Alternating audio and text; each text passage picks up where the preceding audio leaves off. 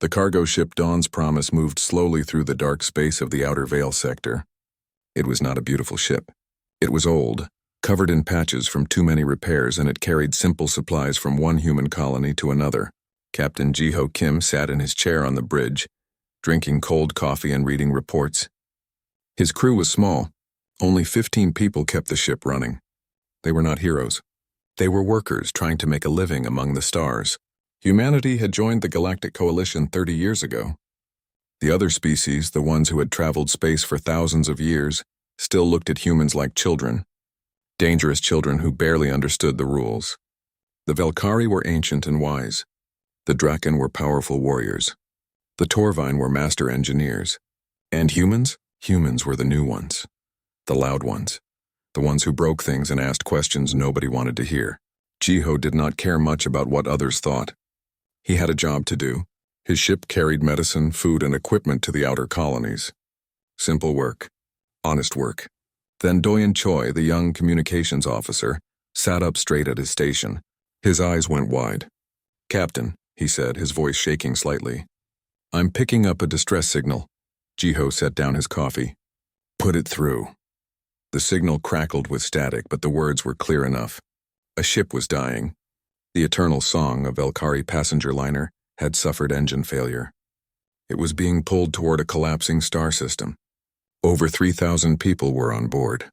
The message repeated, desperate and automated. "That's a Velkari ship," said Mirai Park, the chief engineer. She had grease on her hands from fixing a power coupling. "A big one. How far?"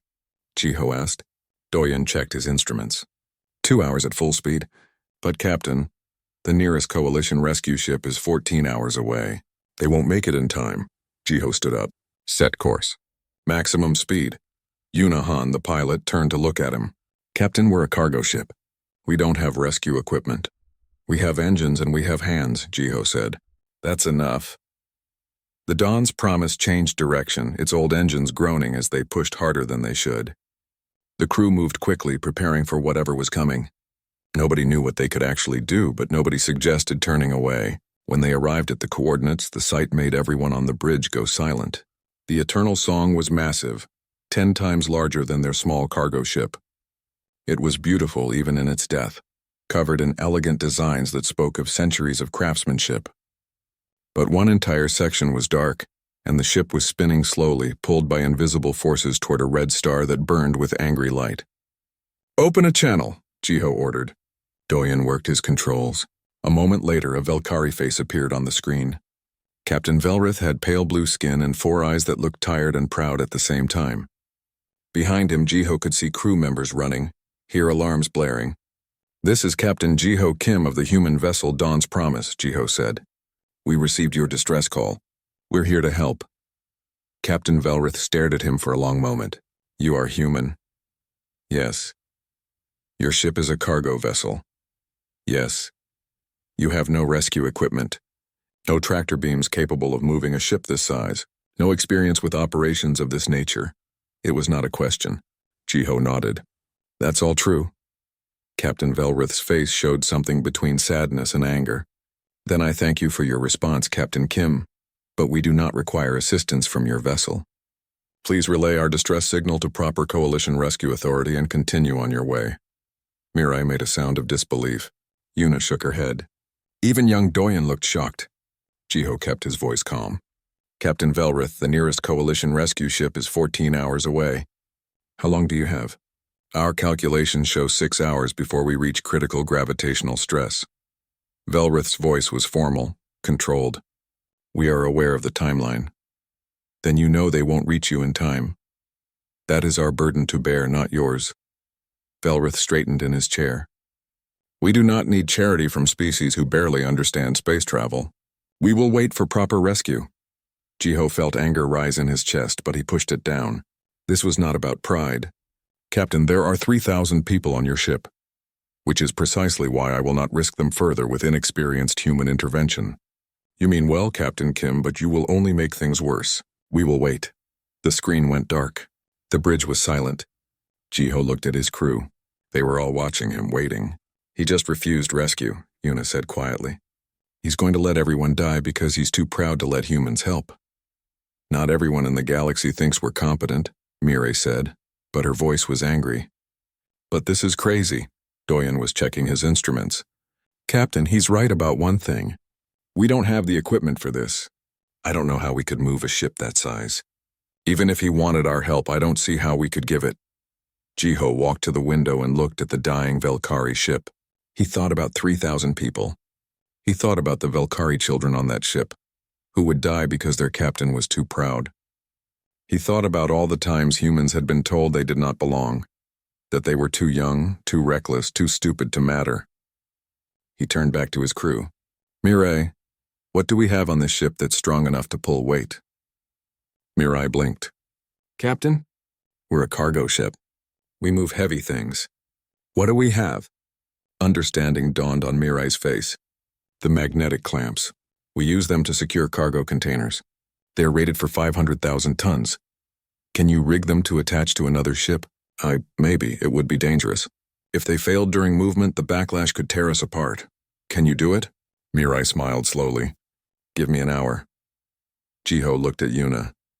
Can you pilot us through that asteroid field while towing something 10 times our size? Yuna laughed, but there was no humor in it. Captain, that's impossible. The gravitational stress alone would rip both ships apart. I didn't ask if it was easy. I asked if you could do it. Yuna looked at the screen, at the asteroid field that churned between them and safety. Then she looked back at Jiho. I can try. Doyun, Jiho said. Send a message to Captain Velrith. Tell him we're not asking for permission. Tell him to prepare his ship for towing and to keep his people strapped in. Tell him humans don't leave people to die. Sir, he ordered us to leave. I know what he ordered. Jiho sat back in his captain's chair. But I answer to my conscience, not to his pride. Send the message. As Doyun worked, Jiho looked at his crew. They were scared. He could see it in their eyes. They knew this was probably going to fail. They knew they might die trying to save people who did not even want their help. But not one of them suggested turning away. That, Jiho thought, was what it meant to be human. Mireille Park worked faster than she had ever worked in her life. Her hands moved across control panels, rewiring systems that were never meant to work together. Around her, 3 other crew members welded and cut and connected under her shouted instructions. The cargo bay was hot, filled with the smell of burning metal and ozone. This is insane, said Taewon, one of her engineers. He was connecting power cables thick as his arm. These clamps are designed to hold still cargo, not pull a ship. Then we better make sure it works, Mireille said. She wiped sweat from her forehead. Because if it doesn't, a lot of people die. On the bridge, Yuna studied the asteroid field. It was a nightmare of spinning rocks, each one capable of destroying both ships. The gravitational pulls were chaotic, impossible to predict perfectly.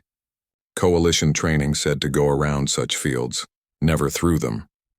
But going around would take too long. The Eternal Song did not have too long. I'm sending you a flight path, Doyen said. He had been running calculations for 30 minutes straight. It's the safest route I can find. Yuna looked at the path on her screen. It twisted and turned between massive rocks, riding the edge of gravitational wells like a ship surfing waves. Safest is a generous word, she muttered. But she downloaded it to her controls anyway. Captain Jiho stood behind them, his hands gripped behind his back. He looked calm, but inside his mind was racing. He was betting everything on this working. His ship, his crew, his career. If they failed, if people died because of his choice, he would never forgive himself. Captain, Doyen said quietly. Captain Velrith is demanding we leave. He says if we attempt to attach to his ship, he'll consider it an act of aggression. Is his ship moving toward the star? Jiho asked. Yes, sir. Then he can file a complaint after we save his life. Jiho touched the communication button. Mireille status? 2 more minutes. Mireille's voice came through, strained with effort. These clamps were not made for this, Captain. I give this a 30% chance of working. What are the other 70%? 50% we damage both ships. 20% we blow ourselves up. Jiho closed his eyes for a moment. Then he opened them. Finish it.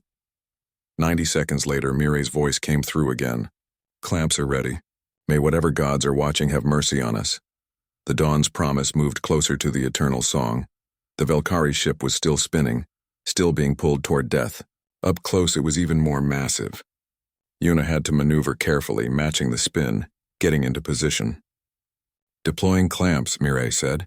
4 massive magnetic clamps extended from the Dawn's Promise, reaching across the gap.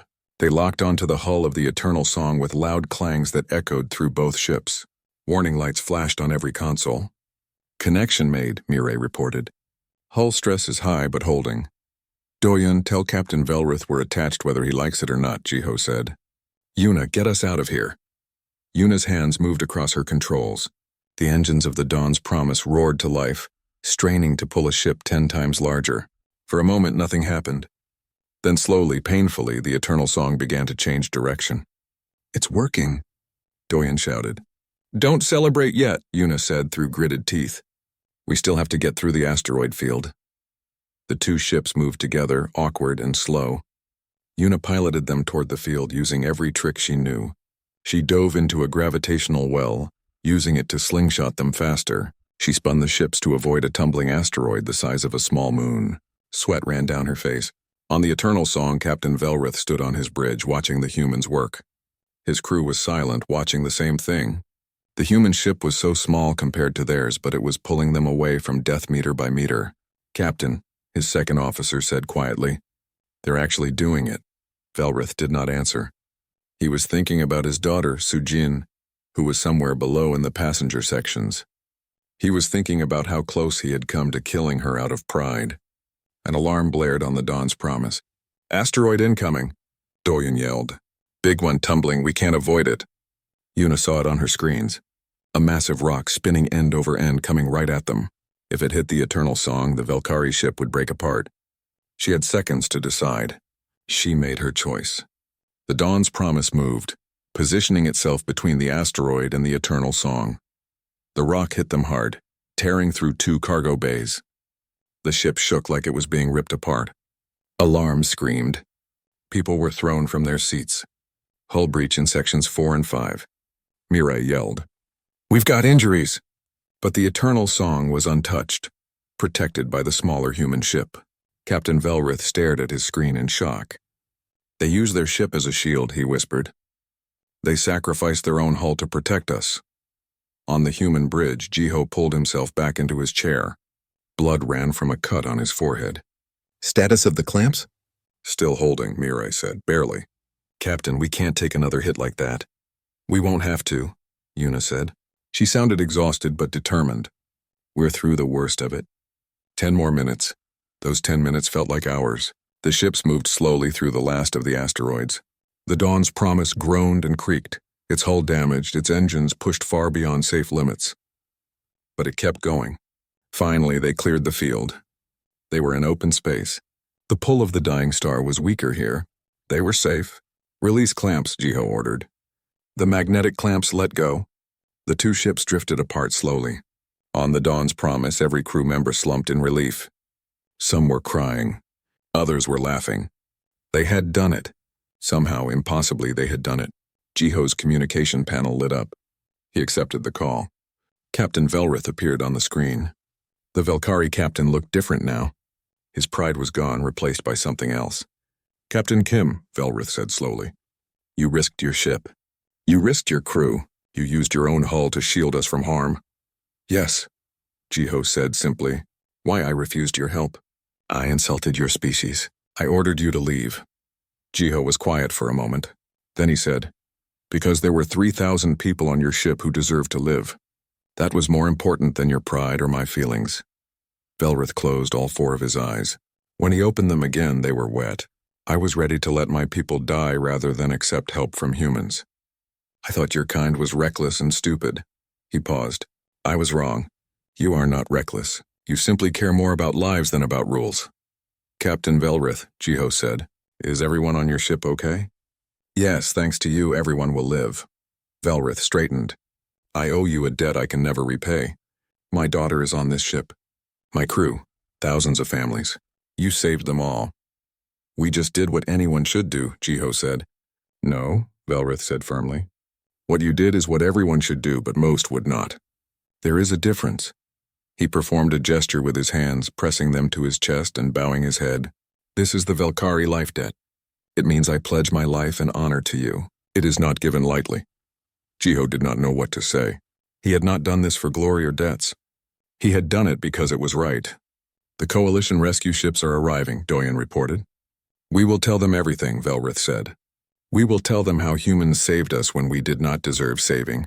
We will tell them how you were willing to die for strangers. He looked directly at Jiho. The galaxy thinks humans are children. Perhaps we are the ones who need to grow up. The call ended. Jiho sat in his damaged ship, surrounded by his exhausted crew. They had lost their cargo. Their ship was barely functional. They would probably face an inquiry for violating protocols, but 3,000 people were alive. Captain, Mireille said softly, was it worth it? Jiho thought about Velrith's daughter, about all the children on that ship who would grow up now, about how one choice could change everything. Yes, he said. It was worth it.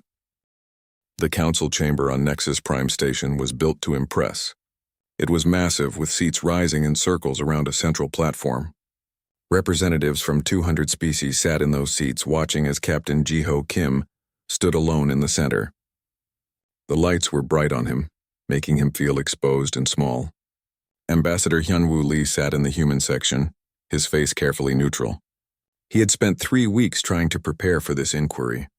The galaxy was talking about nothing but the rescue. Some called it heroic, others called it dangerous. And now the council would decide which it was. Counselor Thrain, a Draken with dark red scales and cold yellow eyes, stood to speak. His voice echoed through the chamber. Let us be clear about what happened. Captain Kim ignored a direct order from Captain Velrith. He attached his vessel without permission.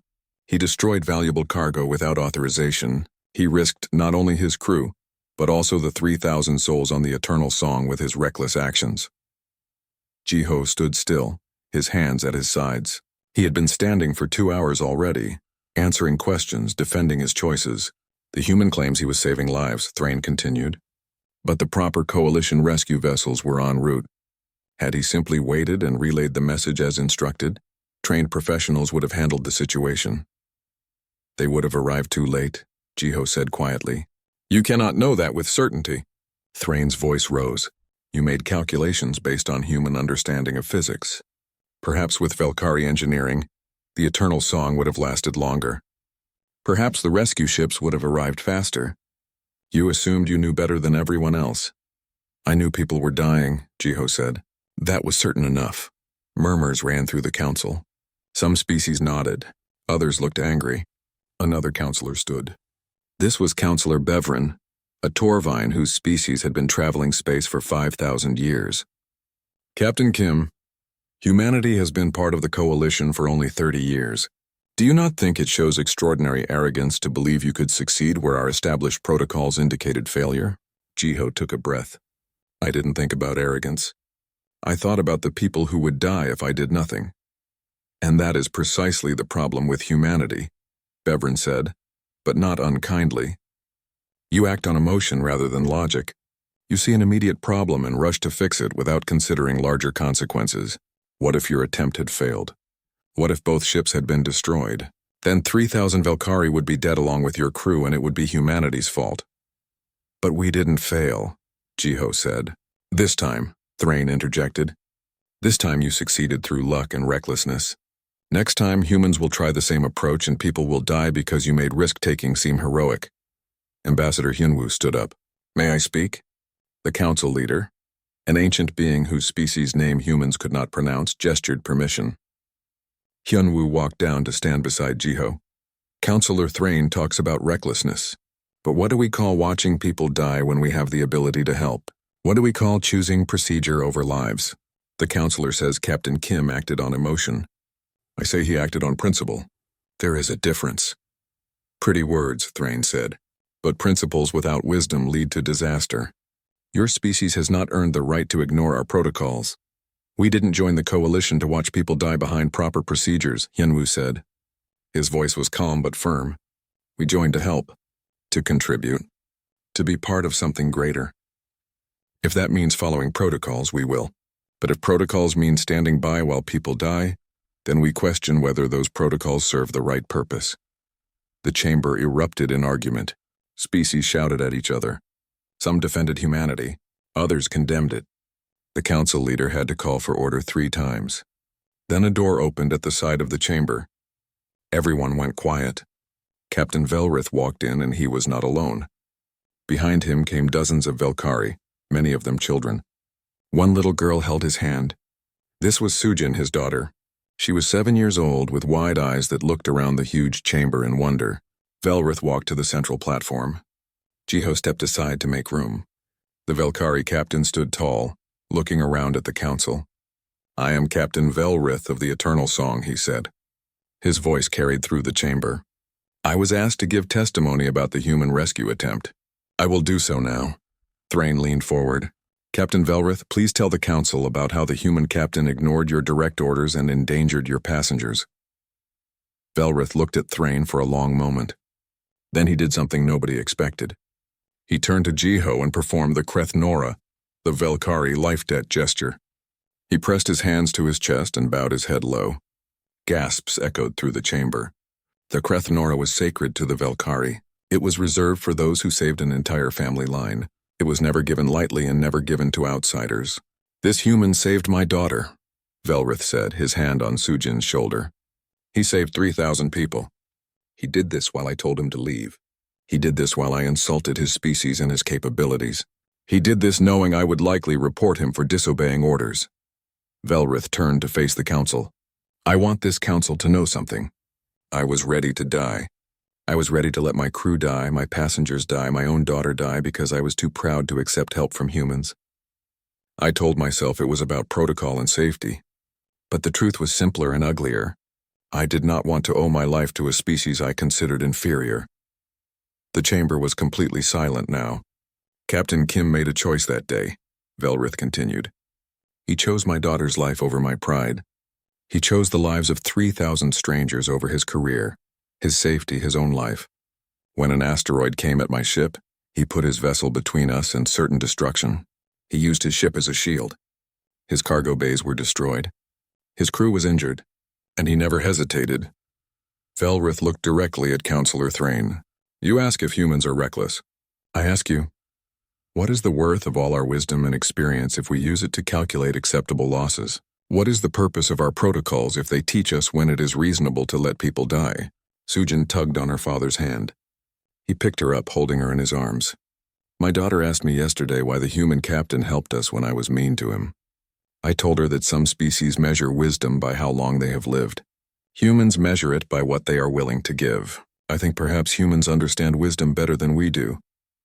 Behind Velrith, the other Velkari survivors nodded. Some were crying. These were the people who had been saved, who had watched the small human ship take damage meant for them. Counselor Beveren stood slowly. The Torvine looked thoughtful. "Captain Velrith, I must ask a difficult question.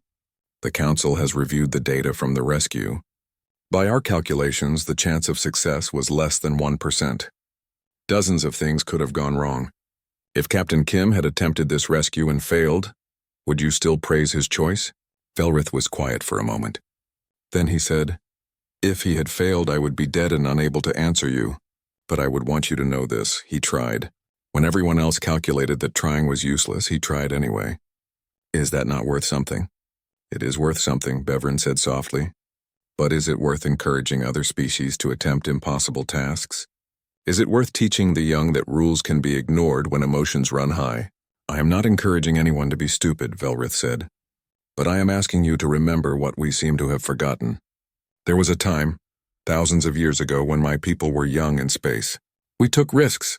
We tried impossible things. We saved each other even when the odds were against us. Somewhere along the way we became so wise that we forgot how to be brave." He set his daughter down and knelt to her level, then looked back up at the council. "Humans are not reckless. They simply have not yet learned to let fear of failure stop them from trying. Maybe instead of teaching them to be more like us, we should remember how to be more like them." Ambassador Hyunwoo felt hope rise in his chest. Around the chamber, he could see counselors thinking, reconsidering, but Thrain was not convinced. "These are beautiful words, Captain Velrith. But one successful rescue does not erase the danger of the precedent. If we praise Captain Kim, we tell every impulsive young species that feelings matter more than protocols. Next month, next year, someone will try the same thing and fail. People will die. and their blood will be on our hands for encouraging this behavior. People are already dying, a new voice said. Everyone turned. An elderly Velkari had stood in the observation section. This was Elder Kresh, a philosopher famous throughout the galaxy. She was over 300 years old, considered one of the wisest beings alive. "May I speak?" she asked. The council leader gestured permission immediately. Nobody denied Elder Kresh. She walked slowly down to the platform, her movements careful with age. "I have lived a long life," she said. "I have seen many things. I have watched species rise and fall. And I have watched us, the elder species, become very good at explaining why we cannot help." She looked around the chamber.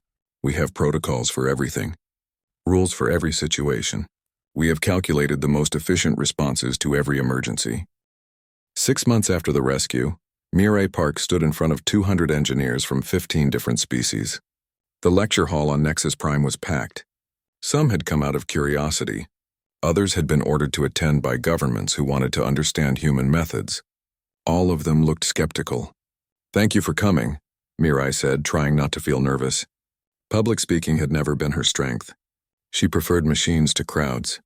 "Today I'm going to talk about adaptive resource management, or as we humans call it, making stuff work with what you've got."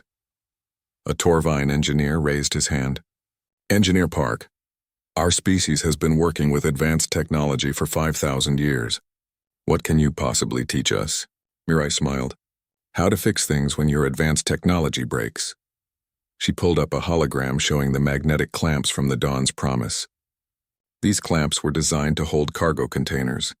They were never meant to tow another ship. By every standard calculation, they should have failed. But they didn't. Anyone want to guess why? Silence filled the hall. "Because we didn't know they would fail," Mirai said. "We didn't have time to calculate all the reasons it wouldn't work. We only had time to figure out how it might work. There's a difference." Over the next hour, she showed them how human engineers approached problems, not with databases of solutions, but with basic principles and creative thinking. When a system failed, humans did not search for the approved repair procedure. They looked at what they had and figured out how to make it work. The Torvine engineer who had questioned her earlier approached after the lecture. "This is dangerous thinking," he said, but his voice was curious, not hostile. "You encourage improvisation over proven methods." "I encourage not dying when proven methods aren't available," Mirai said. "How many times have your people faced a crisis where the standard solution wasn't an option?" The engineer was quiet for a moment. "More than I would like to admit. We usually wait for proper equipment to arrive." "And if waiting means people die?" He had no answer. Across the station, in a military training center, something similar was happening. Yunahan stood in a simulator with 20 young pilots from various species. They were running rescue scenarios, learning human flight techniques. "The navigation computer says this route is impossible," said Minho, a Draken pilot with green scales. "It shows a 98% chance of collision." "The computer is probably right," Yuna said. "But probably isn't definitely. Show me the 2%. Minho looked at her like she was crazy. "In Draken military training, you never took a route with less than a 70% success probability. It was considered suicide." "I can't," Minho said. "My training says to find another route." "What if there is no other route? What if people are dying while you look for better odds?" Minho stared at the simulation. The scenario showed a ship trapped in a gravitational well. The safe route would take 3 hours. The people on the ship had 40 minutes. He started to see what Yuna was teaching. "You want me to take the impossible route? I want you to understand that impossible and improbable are different words," Yuna said. "Improbable means it might not work. Impossible means it definitely won't. Learn to tell the difference." By the end of the week, Minho could fly routes that would have terrified him before. He still calculated the risks, but he had learned something from humans. Sometimes you take the risk anyway. Meanwhile, Doyen Choi was teaching communications protocols to coalition officers. His class was different. He taught them how to talk to people who were panicking, how to coordinate during chaos, how to adapt when normal procedures failed. "Your standard emergency broadcast takes 4 minutes to transmit all required information," Doyen explained. "In a crisis, 4 minutes can mean the difference between life and death. Humans have a different approach. We transmit the most critical information first. Location. Number of people. Immediate danger. Everything else can wait. A Velkari officer raised her hand, but the protocols exist for a reason. They ensure all necessary information is communicated. They ensure all information is communicated eventually, Doyon corrected. We prioritize. If we die before finishing the transmission, at least rescuers know where to look and how many people to search for. It was a simple change, but it made sense. Several species began updating their emergency broadcast procedures. The changes spread through the coalition like ripples in water. Human methods were not replacing traditional approaches. Instead, they were combining with them, creating something new.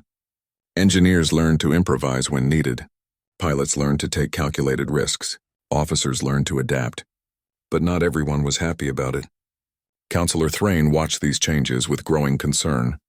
In his office on Nexus Prime, he reviewed reports of incidents where human methods had been tried and failed. A Torvine engineer had attempted to jury-rig a life support system and caused it to fail completely. A young pilot had tried a dangerous maneuver and crashed, killing 3 crew members. A station commander had prioritized speed over procedure and made a dangerous situation worse. This is exactly what I warned about, Thrain said to his aide. Humans are teaching the young to be reckless. People are dying because of it. His aide, a younger Draken named Bumin Song, looked uncomfortable. Counselor, the reports also show successes. Many situations have been resolved that would have failed under old protocols. Some successes do not justify the failures, Thrain said firmly. We must stop this before more people die. He began organizing a coalition of counselors who agreed with him. They gathered data on every incident where human methods had failed. They prepared a presentation for the council, arguing that the exchange program should be ended. But something happened that changed everything. A training exercise went wrong, horribly, catastrophically wrong. The exercise was meant to simulate a rescue in dangerous conditions. Human instructors were teaching mixed crews how to work together under pressure. But the human instructor, eager to show what was possible, pushed the crew too hard. He ordered them to attempt a maneuver that was beyond their skill level. 3 cadets died in the simulation. Except the simulation had a malfunction. The safety protocols that should have stopped the exercise and saved them failed. The deaths were real. The galaxy was shocked. The cadets were young, promising officers from 3 different species.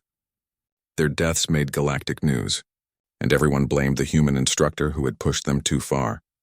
One of the survivors was Taeyang O, a human cadet who had watched his friends die. He was physically fine but emotionally destroyed.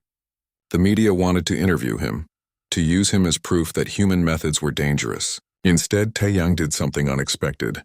He held a press conference. Standing in front of cameras from 200 worlds, he said, "My friends died because we failed. But they died trying to save lives, even simulated ones. They died learning to be better rescuers. That matters." A reporter shouted a question. "Do you think human training methods killed your friends?" Taeyang was quiet for a moment. "I think fear kills more people than courage ever will. Yes, we failed. Yes, people died. But if we stop trying, if we go back to calculating acceptable losses and waiting for perfect solutions, more people will die in real emergencies." My friends understood that. They chose to train hard because they wanted to save lives. Their deaths are tragic, but using their deaths as an excuse to stop trying, that would make their sacrifice meaningless. The press conference divided the galaxy. Some saw Taeyang as brave and principled. Others saw him as a brainwashed human defending the indefensible. Elder Kresh watched the conference from her home on the Velkari homeworld. She was old and tired, but she recorded a response and broadcast it across the galaxy. "I have lived 300 years, she said into the camera. I have seen many young people die. Some died in accidents. Some died in wars. Some died because we, the elder species, were too cautious to help them in time. Every death is a tragedy. But there are different kinds of tragedies." She paused, her old eyes looking directly at the viewer. "When young people die trying to learn how to save others, that is a tragedy. When young people die because we are too afraid to teach them, that is a greater tragedy." The first shows courage. The second shows cowardice disguised as wisdom. The debate raged for weeks. The council scheduled a vote on whether to end the human exchange program. Counselor Thrain was confident he had the votes. But in the weeks before the vote, something shifted. More stories emerged. A Torvine engineer used human improvisation techniques to save a colony when their water reclamation system failed. A Velkari pilot used human flight methods to evacuate refugees under fire. A station commander used human communication protocols to coordinate a response to a hull breach, saving hundreds. For every failure, there were 3 successes. The galaxy was learning that human methods worked not because they were perfect, but because they prioritized action over endless calculation. The night before the vote, Mirai sat with Yuna and Doyen in a bar on Nexus Prime. They were tired, worried about the vote. "Do you think we did the right thing?" Doyen asked quietly. "Teaching them our methods?" 3 cadets are dead because of us." Mirai swirled her drink. 3 cadets are dead because of simulation. 2 years had passed since Captain Jiho Kim had saved the Eternal Song.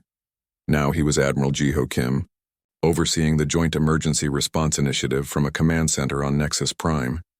His hair had more gray in it now. His face had new lines from stress and long hours. But his eyes were the same, calm and determined. On his main screen, a nightmare was unfolding. The colony world Thessar 7 was dying. "Give me the situation again," Jiho said to his operations team. They were a mix of species now, humans working alongside Velkari, Drak and Torvine and others. Commander Yunji Kang, a human who had risen quickly through the ranks, pulled up the data. The quantum reactor in the main city suffered a cascade failure. Current projections show a complete meltdown in 18 hours. The explosion will be catastrophic.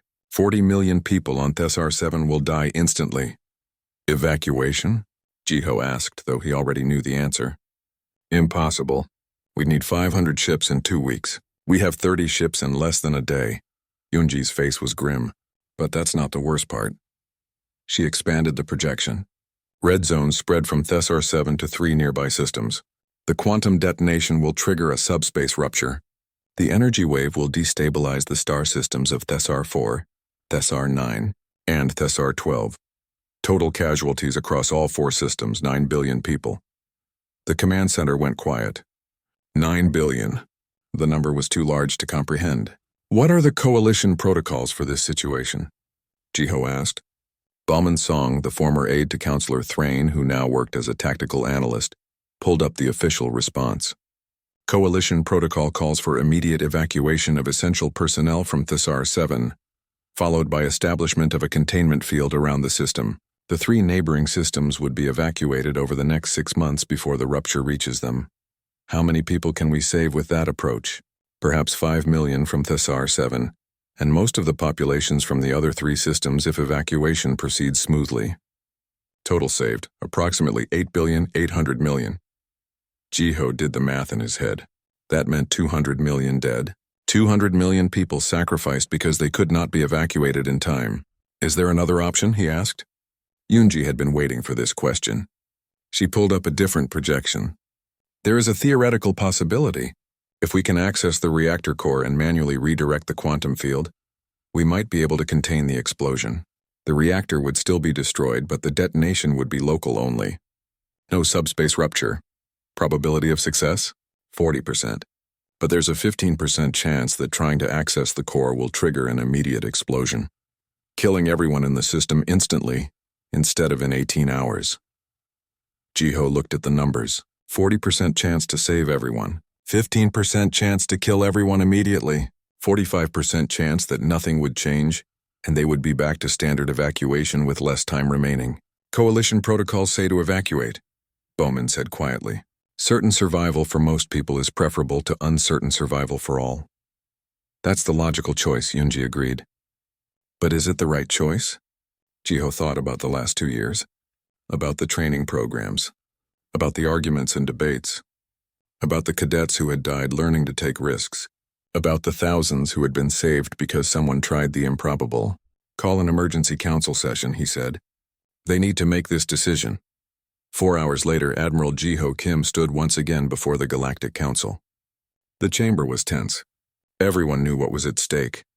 Counselor Thrain spoke first. "The choice is clear. We evacuate who we can. We save 8,800 million people. The alternative risks 9 billion lives on a gamble that has less than half a chance of success. This is exactly why protocols exist, to prevent emotion from overriding logic in crisis situations." Other counselors nodded. The math was simple. Certain survival for most versus uncertain survival for all. Captain Velrith stood. He was older now too, but he commanded a fleet of his own, working alongside human crews. 2 years ago I was facing certain death. The protocol said rescue was impossible. A human ignored the protocols and everyone lived.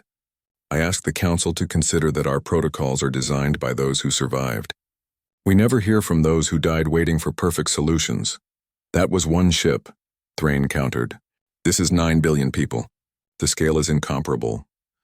The principle is the same, said Elder Kresh, who had been granted a permanent seat on the council now. We can guarantee losing 200 million people, or we can try to save everyone. When did we become so wise that we learned to accept mass death as reasonable? The debate went on for 2 hours. Species argued with each other. Old alliances fractured. New ones formed. The galaxy was watching, waiting for a decision that would define the coalition's future. Finally, the vote was called. It was heartbreakingly close. But in the end, the council voted to attempt the rescue. The margin was only 3 votes. Admiral Jiho immediately activated the response plan. Commander Unji would lead the mission.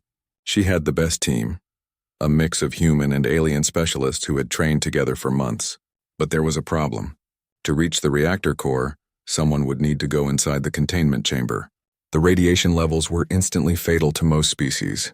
Even in protective suits, the person going in would have maybe 10 minutes before the exposure killed them. It was a suicide mission. I'll do it, said Yunahan. She was a captain now, commanding one of the rescue vessels. I've trained for high radiation environments. I know the reactor systems. So do I, said Minho, the Draken pilot she had trained 2 years ago. My species has natural resistance to quantum radiation. I'll last longer than you. They argued for precious minutes before Unji made the decision. You both go. Yuna goes in first with the calibration equipment. Minho follows with the containment field generator. One of you finishes the job if the other can't. The fleet arrived at Thesar 7 12 hours before detonation. The planet below was in chaos. People knew they might die. The streets were full of families saying goodbye just in case. Yunji's ship moved into position above the reactor facility. The radiation was already so intense that their shields were failing. They had one chance. Yuna suited up. Her hands were steady as she checked her equipment, but her heart was racing. She had known this might happen someday. Every rescuer knew. Sometimes saving others meant not going home. Minho checked his suit. He was calm, which surprised him. 2 years ago, he would never have volunteered for a suicide mission. But he had learned something from humans. Some things were worth dying for. They entered the facility together. The radiation alarms on their suits screamed immediately. They had 10 minutes, maybe 12 if they were lucky. The reactor core was a massive sphere of contained energy, crackling with power. It was beautiful and terrifying. Yuna could see where the containment field was failing, where quantum energy was leaking into normal space. Starting calibration, she said into her comm. Her hands moved quickly, adjusting controls on a panel that was never meant to be accessed during operation. 6 minutes left. Her vision was starting to blur. The radiation was cooking her from the inside. Calibration complete, she gasped. Minho, the containment generator. Minho moved forward with the device, a human-designed portable field generator that should, theoretically, stabilize the quantum reaction. He positioned it carefully, his massive Draken hands surprisingly gentle. 4 minutes left. Activating, Minho said. He pressed the final sequence. For a moment, nothing happened. Then the reactor's scream changed pitch. The wild energy began to calm, contained by the new field. It was working. We did it, Yuna whispered. Then she collapsed. Minho caught her. His suit alarms were screaming even louder than hers. They needed to get out now. But his legs were not working right. The radiation had done too much damage. Yunji, he said into the comm. Reactor is stable. We can't walk. Send someone. No time for extraction. Yunji's voice came back, strained. The facility is going to collapse. You need to get out now. We can't, Minho said simply. He looked at Yuna, unconscious in his arms. Tell her family she saved 9 billion people. Tell mine the same. On the ship, Yunji stared at the screen. She could order an extraction team in, but they would likely die too. Or she could seal the facility and save everyone else. It was the kind of choice she had learned about in training. The kind of choice that had no good answer. Then Tayango's voice came through. He was commanding one of the other ships in the fleet. Commander, I'm going in. I'm already exposed to some radiation from proximity, A little more won't matter. Taiyang, no, that's an order. I'm not in your chain of command, Commander, Taiyang said. There was a smile in his voice. Besides, my friends died in a simulation. These two are dying for real. Someone should make sure they get home. He flew his shuttle into the collapsing facility, ignoring the radiation that was tearing his ship apart. He found Minho and Yuna, grabbed them both, and flew out with seconds to spare. The facility collapsed behind them. All three of them were rushed to medical. The doctors worked for hours. Yuna would live, but her rescuing days were over. The radiation had damaged her too badly.